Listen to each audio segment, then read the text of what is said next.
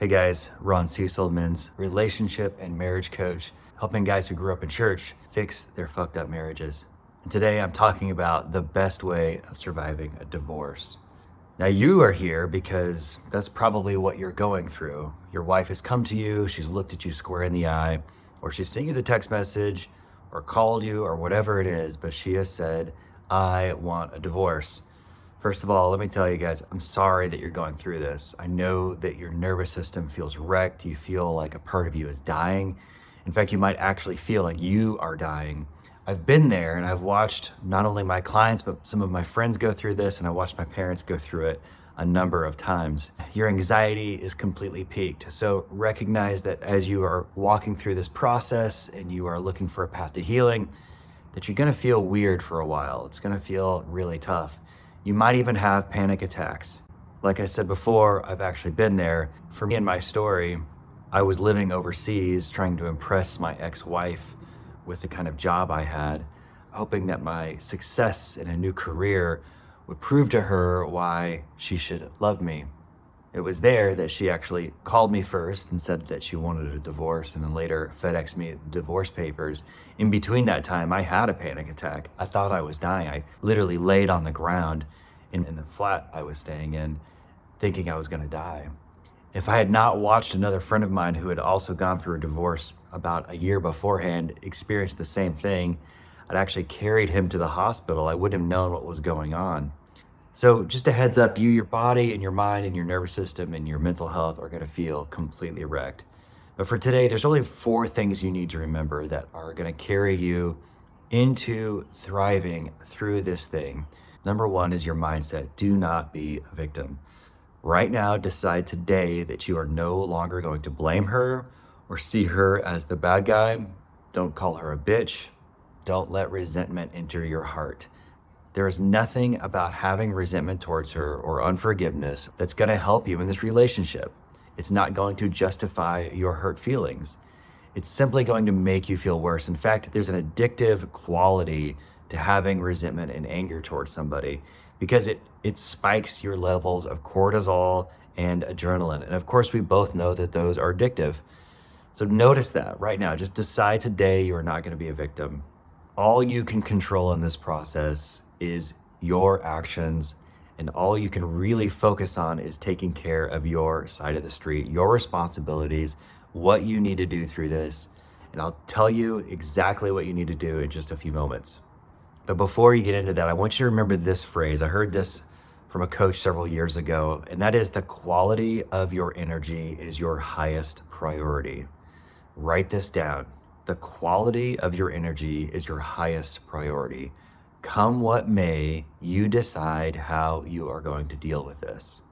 And this is especially important if you have kids. If you have children, you are going to be in this woman's life the rest of your life or the rest of her life. Your kids need you to show up as your best self. Here's some basic rules I want you to adhere to.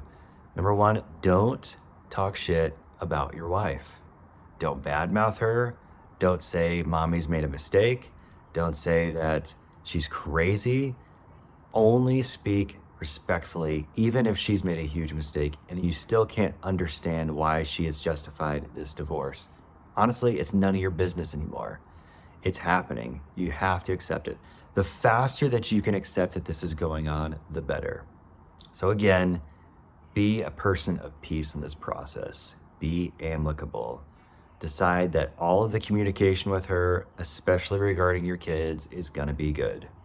Now, I know she might be the kind of person that also wants to create drama. Recognize that as an addictive cycle too.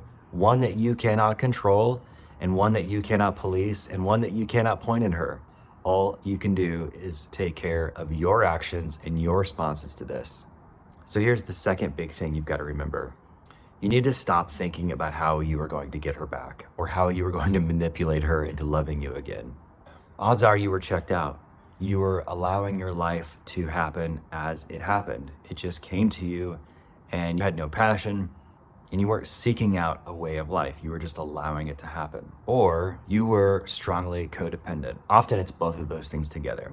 What I mean by codependency is You felt like you were truly capable of fixing all of her problems, or you were relying on her to fix your problems. There was an enmeshment. The problem with enmeshment is it steals the erotic energy out of a relationship. Think about the first enmeshed relationship you had. It was with your mommy. You needed your mommy to tie your shoes, to wipe your nose, to wipe your butt. That kind of mommy energy kills all of the erotic energy in a marriage. And if you've been stagnant, if you have been allowing your life to happen to you rather than you creating the direction and purpose in your life, your wife was probably parenting you in some way because she felt unsafe. She didn't feel like she had a leader. And this wasn't an overnight thing. This has been a long, slow erosion in your relationship. So rather than thinking of how to get her back, I want you to focus on one thing: is how to get better for yourself, how to become a better man. What does it take to become a better man? Which leads me to my third point, is take supremely good care of the basics. Again, recognize that your nervous system is wrecked, and now do something about it. Number one, stop numbing out. If you've got a problem with your screens, like most of the Western world does, get rid of it. Do something drastic about it. Switch to a flip phone. Limit the number of hours that you can be on it. Do something about it. Get an accountability partner. Do it imperfectly, but if it's compulsive, get help. And that also goes for anything else that you're numbing out with, whether it's alcohol, weed, porn, or something else. If you can't help it, you've got to get help. Join a 12-step program, see if your church has an accountability program. Do something dramatic to help you get a handle on this in your life.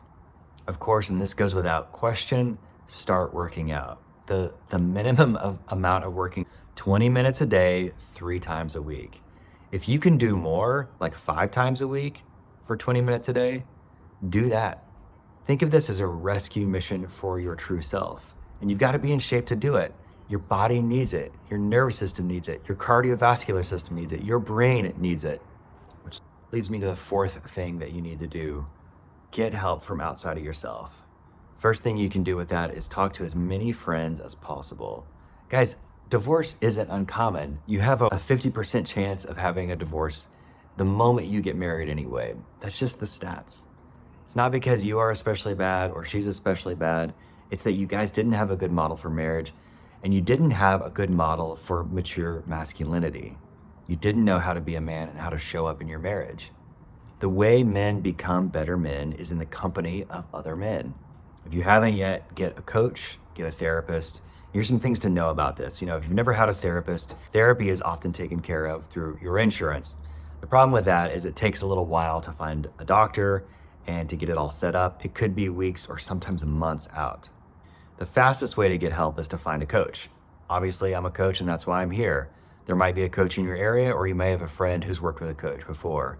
Do whatever you got to do, get it started. You don't have to stick with the same one, but show yourself, prove to yourself that you're willing to do whatever it takes to become the man that you've always wanted to be. Lastly, if you're part of a faith community, see if they have what's called divorce care. That's pretty common with big churches, but not all churches have those kinds of resources. But think of it like this. If you've been on my channel for a while, you've heard of me talk about the Batman tool belt. At some point in his adventures, he has to use every single tool on the tool belt. Well, you're at that point in your adventure, my guys, and you've got to use all the tools. So in review, number one, don't be a victim and have a growth mindset. This very well could be the new chapter in the life that you've always wanted. Number two, stop thinking about how you are going to bring her back. Number three, put all of your effort into becoming a better man. And number four, get outside help. Again, my name is Ron Cecil. I'm a men's relationship and marriage coach. I've got a webinar coming up, how to create the healthy conditions for a marriage, on October 20th. If you'd like to join me for that live webinar, click the link below. If you're wondering what you were doing in your relationship that caused all this to happen, I have a quiz below that you can take to see 20 things that you were probably doing that screwed up your marriage to begin with. And if you're ready to talk to a coach, I've got one more link you can click where we can book a $60 introductory coaching session to begin to get your life on track. Whatever you're going through, guys, know this: you can make it. You can absolutely turn your life around and become the man that you always wanted to be. Hang in there, be strong, be encouraged. Until then, please like and subscribe. If you know someone going through this, please share it. If you have any feedback, I'd love to hear it. Grace and peace, gentlemen.